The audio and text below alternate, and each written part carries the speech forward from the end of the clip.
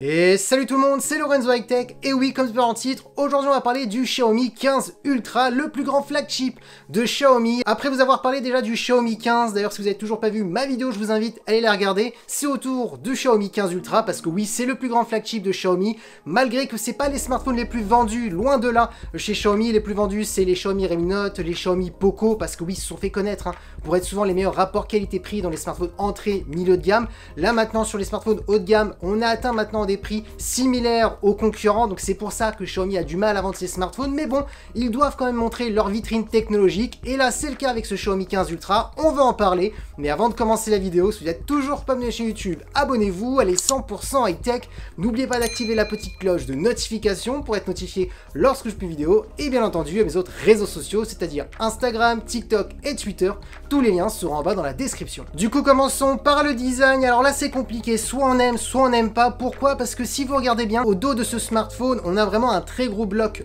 photo. Xiaomi a vraiment voulu concevoir un smartphone avec un design d'un appareil photo, surtout en plus pour les premiers acheteurs.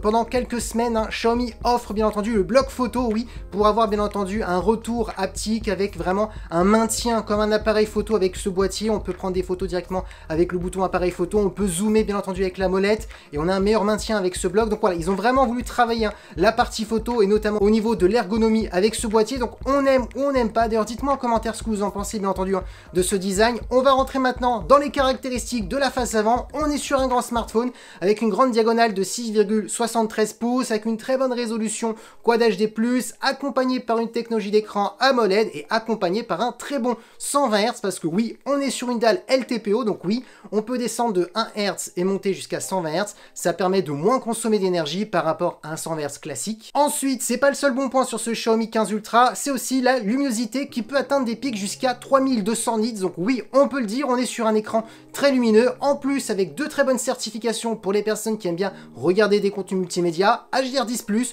Dolby Vision, donc comme ça au moins pas de jaloux, parce que oui, quand vous allez sur Disney+, quand vous allez sur Netflix, Prime Video, Apple TV+, bah chacun on soit de l'HDR10+, soit du Dolby Vision, donc quand on a les deux, au moins on peut en profiter pleinement sur tous les services SVOD. Et au niveau de la caméra frontale, on est sur une caméra de 32 mégapixels, donc oui, on peut le dire, jusqu'à maintenant, on est sur un très bon écran digne d'un smartphone haut de gamme. Maintenant, parlons de la partie photo, et c'est souvent le point fort des gammes ultra chez Xiaomi, et en même temps, c'est tout à fait normal, on est sur une gamme ultra, donc c'est le plus flagship de la marque.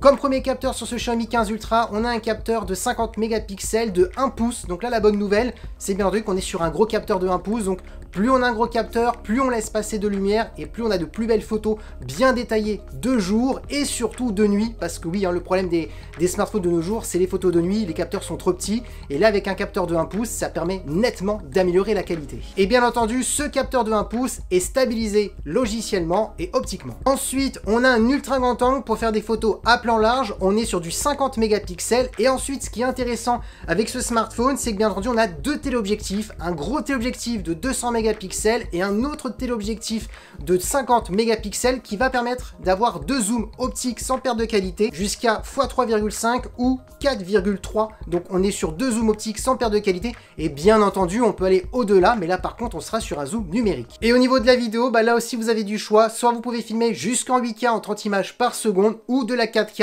en 30 images, 60 images ou 120 images par seconde. Donc voilà, vous avez du choix. Donc oui, on peut le dire, on est vraiment sur un smartphone polyvalent grâce à son capteur principal, l'ultra grand angle, le téléobjectif, le périscopique. Donc oui, on peut le dire.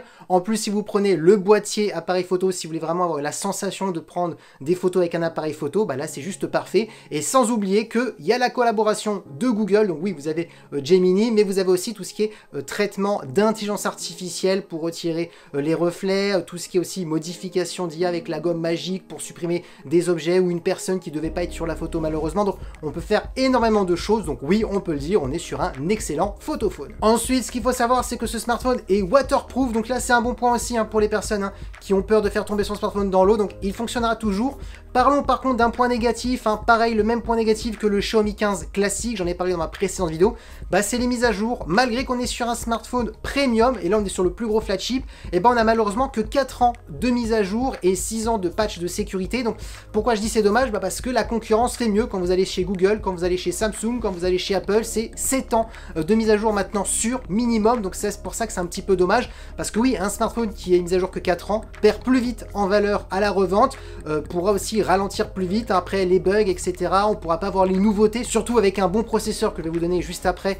Ça permet de pouvoir durer plus que 4 ans, donc c'est un petit peu dommage. Donc c'est pour ça qu'il faut quand même mettre en gros point négatif sur ce smartphone. Maintenant, parlons de performance. Alors pour la France, on n'aura qu'une seule version et aussi qu'une seule couleur, la couleur chrome, donc celle que vous avez derrière moi. Donc on voit que Xiaomi sait qu'ils en vendent pas énormément sur le marché européen et sur le marché français. Le fait de mettre juste une seule version, c'est vraiment pour montrer la vitrine technologique et pour vraiment les technophiles fans de la marque puissent acheter ce smartphone, parce qu'une seule version, je trouve ça un petit peu dommage avec une seule coloris.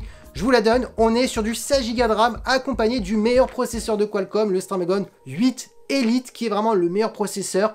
Xiaomi l'a vraiment boosté au max. Donc oui, si vous voulez faire des jeux gourmands comme Genshin Impact, Call of Duty Mobile en mettant les graphismes en ultra, vous n'aurez aucun souci. Pareil, si vous êtes quelqu'un qui fait beaucoup de vidéos et des montages directement depuis son smartphone, il pourra tout encaisser, notamment en plus avec les 16 Go de RAM. Donc rien à dire, c'est juste parfait pour les performances. Et bien entendu, cette seule version est en 512 Go. Ensuite, ce qu'il faut savoir, c'est qu'on est sur un son stéréo certifié Dolby Atmos, donc un bon point pour les contenus multimédia. Au niveau de la batterie, on est sur une grosse batterie de 5410 mAh avec de la recharge filaire ultra rapide de 90 watts, et en sans fil, on est sur du 80 watts. Et en termes de connectivité, on est sur de la Wi-Fi 7 et du Bluetooth 6.0, donc c'est la dernière génération. Et oui, si maintenant vous voulez connaître la disponibilité et le prix de ce smartphone, et il sera disponible dès le 15 mars au tarif de 1499 €. Donc oui, on peut le dire, on est sur un prix très élevé, mais en même temps, c'est les mêmes prix que la concurrence. Par contre, ce qui est intéressant, c'est que pour ce prix-là, on est quand même à 512 Go, ce qui est souvent pas le cas chez la concurrence. On est plutôt à 256 Go. Donc là, le bon point, c'est qu'on a un peu plus de stockage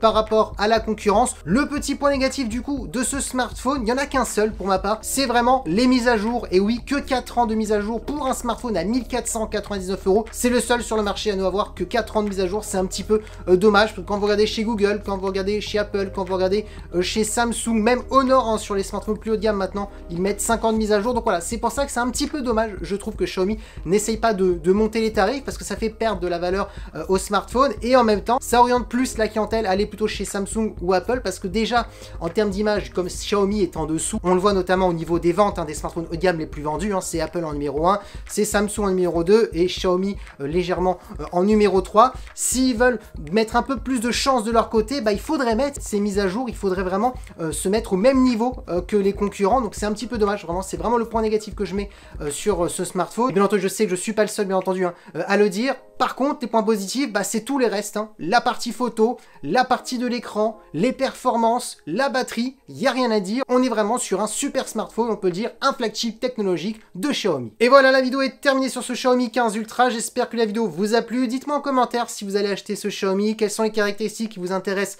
le plus, parce que oui, la vidéo est terminée. Si la vidéo vous a plu, n'oubliez pas le petit pouce like, de vous abonner sur cette chaîne YouTube et d'activer la petite cloche de notification pour être notifié lorsque je publie une vidéo, et bien entendu à mes autres réseaux sociaux, c'est-à-dire Instagram, TikTok et Twitter. Tous les liens seront en bas dans la description. C'était Lorenzo High Tech. Ciao!